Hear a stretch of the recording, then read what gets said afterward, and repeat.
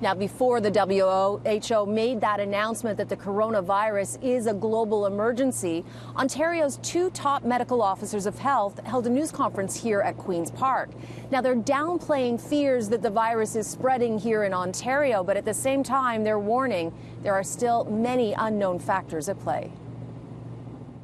Right now, we don't have any evidence of this infection spreading in Toronto or in Ontario. These are Ontario's latest numbers on the coronavirus so far. 67 people with a travel history in the area of Wuhan, China have been tested.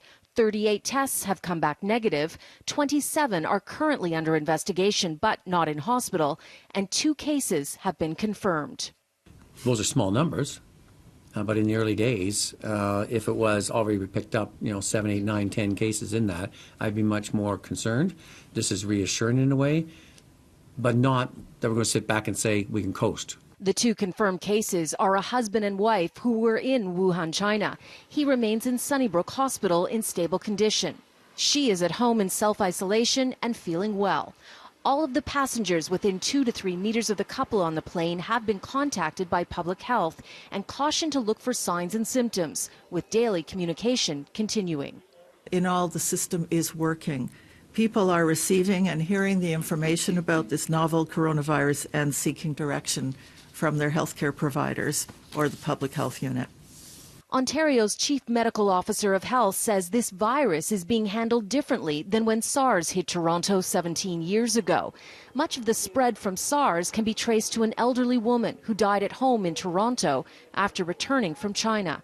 Her son went to the hospital a short time later and waited in a crowded ER for hours, unaware he was passing it on. 81 cases were linked back to him. You keep stressing that people are more aware and that they're self-reporting and that they're asking questions. Is that the key to combating this? An informed public is a better public. In an informed healthcare system, it wasn't informed. They didn't know what was going on, but they're much more knowledgeable now. The testing wasn't available. Didn't even know what they're looking for. The new virus is a grim reminder of the importance of a public healthcare system.